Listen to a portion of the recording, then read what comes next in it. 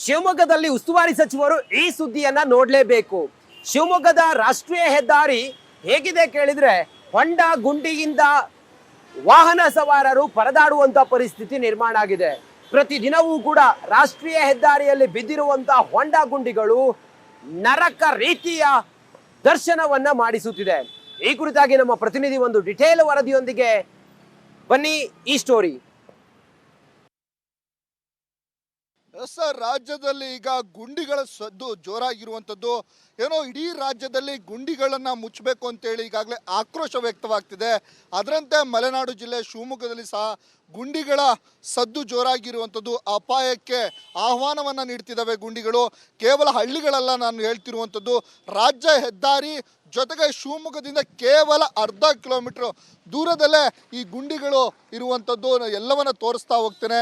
ನೋಡ್ಬೋದು, ನಾನೀಗ ಇರುವಂಥ ಸ್ಥಳ ಏನಿದೆ, ಶಿವಮೊಗ್ಗದಿಂದ ಹೊನ್ನಾಳಿಗೆ ಹೋಗುವಂಥ ರಸ್ತೆಯ ದುಸ್ಥಿತಿ ಇದು. ಸಾವಿರಾರು ಗುಂಡಿಗಳು ಈ ಹೆದ್ದಾರಿಯಲ್ಲಿ ಇರುವಂಥದ್ದು. ಪ್ರತಿನಿತ್ಯ ಸಾವಿರಾರು ವಾಹನಗಳು ಓಡಾಡ್ತವೆ, ಬಸ್ಗಳು ಓಡಾಡ್ತವೆ, ಸ್ಕೂಲ್ ಬಸ್ಗಳು ಓಡಾಡುವಂಥದ್ದು. ರಾಜ್ಯ ಹೆದ್ದಾರಿ ಆಗಿರುವ ಕಾರಣಕ್ಕಾಗಿ ಪ್ರತಿನಿತ್ಯ ನೂರಾರು ವಾಹನಗಳು, ಸಾವಿರಾರು ವಾಹನಗಳು ಓಡಾಡ್ತವೆ. ಆದರೆ ಇಲ್ಲಿನ ರಸ್ತೆಯ ಪರಿಸ್ಥಿತಿ ನಿಮಗೆ ದೃಶ್ಯಾವಳಿಗಳಲ್ಲಿ ಸಹ ಕಾಣಿಸ್ತಾ ಇದೆ. ಒಂದಡಿಯಿಂದ ಹಿಡಿದು ಎರಡೆರಡು ಅಡಿಗಳಷ್ಟು ಆಳದವರೆಗೆ ಗುಂಡಿಗಳಿದ್ದಾವೆ. ಹಾಗಾಗಿ ಪ್ರತಿನಿತ್ಯ ಓಡಾಡುವಂಥ ವಾಹನ ಸವಾರರು ಜೀವವನ್ನು ಕೈಯಲ್ಲಿ ಹಿಡಿದುಕೊಂಡು ಓಡಾಡುವ ಪರಿಸ್ಥಿತಿ ನಿರ್ಮಾಣವಾಗಿರುವಂಥದ್ದು. ಯಮಸ್ವರೂಪಿ ಗುಂಡಿಗಳಿಂದಾಗಿ ವಾಹನ ಸವಾರರು ಪ್ರತಿನಿತ್ಯ ಸಮಸ್ಯೆಗಳನ್ನು ಅನುಭವಿಸ್ತಿದ್ದಾರೆ. ಇದರ ಜೊತೆಗೆ ಇಲ್ಲೇ ಪಕ್ಕದಲ್ಲಿರುವಂಥ ಫ್ಲೈಓವರ್ನಲ್ಲೂ ಅಷ್ಟೇ ಒಂದು ಅಡಿಯಿಂದ ಎರಡೆರಡು ಅಡಿಗಳಷ್ಟು ಆಳದ ಗುಂಡಿಗಳಿರೋದ್ರಿಂದ ಪ್ರತಿನಿತ್ಯ ಓಡಾಡುವಂಥ ವಾಹನ ಸವಾರರು ಇಲ್ಲಿ ಅಪಘಾತಗಳಾಗ್ತಿದ್ದಾವೆ. ಬೈಕ್ಗಳು ಅಪಘಾತಕ್ಕೀಡಾಗಿರುವಂಥದ್ದು, ಜೊತೆಗೆ ಬಿದ್ದು ಹೋಗ್ತಾ ಇದ್ದಾರೆ. ಪ್ರತಿನಿತ್ಯ ಈ ರೀತಿಯ ಸಮಸ್ಯೆಗಳನ್ನು ಅನುಭವಿಸ್ತಿರುವಂಥದ್ದು ನಿಮಗೆ ದೃಶ್ಯಾವಳಿಗಳಲ್ಲಿ ಸಹ ಕಾಣಿಸ್ತಾ ಇದೆ. ಯಾವ ತರಹದ ಗುಂಡಿಗಳಿದ್ದಾವೆ, ವಾಹನ ಸವಾರರು ಹೇಗೆ ಸರ್ಕಸ್ಗಳನ್ನು ಮಾಡಿಕೊಂಡು ತಮ್ಮ ವಾಹನವನ್ನು ಚಲಾಯಿಸ್ತಿದ್ದಾರೆ ಅನ್ನೋದನ್ನು ನೀವು ದೃಶ್ಯಾವಳಿಗಳಲ್ಲಿ ಸಹ ನೋಡ್ಬೋದು. ಹೇಗೆ ವಾಹನಗಳು ಬರ್ತಿದ್ದಾವೆ ಅಂದರೆ ಇಲ್ಲಿ ಹೇಗೆ ಜೀವವನ್ನು ಕೈಯಲ್ಲಿ ಹಿಡಿದುಕೊಂಡು ಓಡಾಡುವಂಥ ಪರಿಸ್ಥಿತಿ ನಿರ್ಮಾಣ ಆಗಿರುವಂಥದ್ದು. ಒಂದು ಅಡಿ ಎರಡು ಅಡಿಗಳಷ್ಟು ಆಳದ ಗುಂಡಿಗಳಿದ್ರೂ ಸಹ ಇದನ್ನು ಮುಚ್ಚುವ ನಿಟ್ಟಿನಲ್ಲಿ ರಾಜ್ಯ ಸರ್ಕಾರ ಆಗಿರ್ಬೋದು, ಇಲ್ಲಿನ ಸ್ಥಳೀಯ ಶಾಸಕರು ಮುಂದಾಗ್ತಾ ಇಲ್ಲ. ಇಲ್ಲಿ ನೋಡಿ ತೋರಿಸ್ತಾ ಹೋಗ್ತೇನೆ. ಈ ರೀತಿಯ ಗುಂಡಿಗಳು ನಿಮಗೆ ಇಡೀ ರಸ್ತೆ ಉದ್ದಕ್ಕೂ ಸಾವಿರಾರು ಗಟ್ಟಲೆ ಸಿಗುತ್ತೆ. ಆದರೆ ಇದನ್ನು ಮುಚ್ಚುವಂಥ ಕೆಲಸಕ್ಕೆ ರಾಜ್ಯ ಸರ್ಕಾರ ಮುಂದಾಗಬೇಕು. ಜೊತೆಗೆ ವಾಹನ ಸವಾರರು ಪ್ರತಿನಿತ್ಯ ಸಂಕಷ್ಟವನ್ನು ಅನುಭವಿಸ್ತಿದ್ದಾರೆ, ಸಮಸ್ಯೆಯನ್ನು ಅನುಭವಿಸ್ತಿದ್ದಾರೆ. ಅವರಿಗೆ ಪರಿಹಾರವನ್ನು ನೀಡುವ ನಿಟ್ಟಿನಲ್ಲಿ, ರಸ್ತೆಯನ್ನು ಸರಿ ಮಾಡಿಕೊಡೋ ನಿಟ್ಟಿನಲ್ಲಿ ರಾಜ್ಯ ಸರ್ಕಾರ, ಜಿಲ್ಲಾಡಳಿತ, ಸ್ಥಳೀಯ ಶಾಸಕರು, ಜಿಲ್ಲಾ ಉಸ್ತುವಾರಿ ಸಚಿವರು ಮುಂದಾಗಬೇಕು ಎನ್ನುವಂಥದ್ದೇ ನಮ್ಮ ಆಗ್ರಹ. ಕ್ಯಾಮ್ರಾ ಪರ್ಸನ್ ಚಿರಾಗ್ ಜೊತೆ ಭೀಮನಗಸ್, ರಿಪಬ್ಲಿಕ್ ಕನ್ನಡ, ಶಿವಮೊಗ್ಗ. ಶಿವಮೊಗ್ಗದಲ್ಲಿ ಉಸ್ತುವಾರಿ ಸಚಿವರು ಈ ಸುದ್ದಿಯನ್ನ ನೋಡಲೇಬೇಕು. ಶಿವಮೊಗ್ಗದ ರಾಷ್ಟ್ರೀಯ ಹೆದ್ದಾರಿ ಹೇಗಿದೆ ಕೇಳಿದ್ರೆ ಹೊಂಡ ಗುಂಡಿಯಿಂದ ವಾಹನ ಸವಾರರು ಪರದಾಡುವಂತ ಪರಿಸ್ಥಿತಿ ನಿರ್ಮಾಣ ಆಗಿದೆ. ಪ್ರತಿದಿನವೂ ಕೂಡ ರಾಷ್ಟ್ರೀಯ ಹೆದ್ದಾರಿಯಲ್ಲಿ ಬಿದ್ದಿರುವಂತಹ ಹೊಂಡ ಗುಂಡಿಗಳು ನರಕ ರೀತಿಯ ದರ್ಶನವನ್ನ ಮಾಡಿಸುತ್ತಿದೆ. ಈ ಕುರಿತಾಗಿ ನಮ್ಮ ಪ್ರತಿನಿಧಿ ಒಂದು ಡಿಟೇಲ್ ವರದಿಯೊಂದಿಗೆ ಬನ್ನಿ ಈ ಸ್ಟೋರಿ. ಸರ್, ರಾಜ್ಯದಲ್ಲಿ ಈಗ ಗುಂಡಿಗಳ ಸದ್ದು ಜೋರಾಗಿರುವಂಥದ್ದು. ಇಡೀ ರಾಜ್ಯದಲ್ಲಿ ಗುಂಡಿಗಳನ್ನು ಮುಚ್ಚಬೇಕು ಅಂತೇಳಿ ಈಗಾಗಲೇ ಆಕ್ರೋಶ ವ್ಯಕ್ತವಾಗ್ತಿದೆ. ಅದರಂತೆ ಮಲೆನಾಡು ಜಿಲ್ಲೆ ಶಿವಮೊಗ್ಗದಲ್ಲಿ ಸಹ ಗುಂಡಿಗಳ ಸದ್ದು ಜೋರಾಗಿರುವಂಥದ್ದು. ಅಪಾಯಕ್ಕೆ ಆಹ್ವಾನವನ್ನು ನೀಡ್ತಿದ್ದಾವೆ ಗುಂಡಿಗಳು. ಕೇವಲ ಹಳ್ಳಿಗಳಲ್ಲ ನಾನು ಹೇಳ್ತಿರುವಂಥದ್ದು, ರಾಜ್ಯ ಹೆದ್ದಾರಿ ಜೊತೆಗೆ ಶಿವಮೊಗ್ಗದಿಂದ ಕೇವಲ ಅರ್ಧ ಕಿಲೋಮೀಟ್ರ್ ದೂರದಲ್ಲೇ ಈ ಗುಂಡಿಗಳು ಇರುವಂಥದ್ದು. ಎಲ್ಲವನ್ನ ತೋರಿಸ್ತಾ ಹೋಗ್ತೇನೆ. ನೋಡ್ಬೋದು, ನಾನೀಗ ಇರುವಂಥ ಸ್ಥಳ ಏನಿದೆ, ಶಿವಮೊಗ್ಗದಿಂದ ಹೊನ್ನಾಳಿಗೆ ಹೋಗುವಂಥ ರಸ್ತೆಯ ದುಸ್ಥಿತಿ ಇದು. ಸಾವಿರಾರು ಗುಂಡಿಗಳು ಈ ಹೆದ್ದಾರಿಯಲ್ಲಿ ಇರುವಂಥದ್ದು. ಪ್ರತಿನಿತ್ಯ ಸಾವಿರಾರು ವಾಹನಗಳು ಓಡಾಡ್ತವೆ, ಬಸ್ಗಳು ಓಡಾಡ್ತವೆ, ಸ್ಕೂಲ್ ಬಸ್ಗಳು ಓಡಾಡುವಂಥದ್ದು. ರಾಜ್ಯ ಹೆದ್ದಾರಿ ಆಗಿರುವ ಕಾರಣಕ್ಕಾಗಿ ಪ್ರತಿನಿತ್ಯ ನೂರಾರು ವಾಹನಗಳು, ಸಾವಿರಾರು ವಾಹನಗಳು ಓಡಾಡ್ತವೆ. ಆದರೆ ಇಲ್ಲಿನ ರಸ್ತೆಯ ಪರಿಸ್ಥಿತಿ ನಿಮಗೆ ದೃಶ್ಯಾವಳಿಗಳಲ್ಲಿ ಸಹ ಕಾಣಿಸ್ತಾ ಇದೆ. ಒಂದಡಿಯಿಂದ ಹಿಡಿದು ಎರಡೆರಡು ಅಡಿಗಳಷ್ಟು ಆಳದವರೆಗೆ ಗುಂಡಿಗಳಿದ್ದಾವೆ. ಹಾಗಾಗಿ ಪ್ರತಿನಿತ್ಯ ಓಡಾಡುವಂಥ ವಾಹನ ಸವಾರರು ಜೀವವನ್ನು ಕೈಯಲ್ಲಿ ಹಿಡಿದುಕೊಂಡು ಓಡಾಡುವ ಪರಿಸ್ಥಿತಿ ನಿರ್ಮಾಣವಾಗಿರುವಂಥದ್ದು. ಯಮಸ್ವರೂಪಿ ಗುಂಡಿಗಳಿಂದಾಗಿ ವಾಹನ ಸವಾರರು ಪ್ರತಿನಿತ್ಯ ಸಮಸ್ಯೆಗಳನ್ನು ಏನು ಅನುಭವಿಸ್ತಿದ್ದಾರೆ.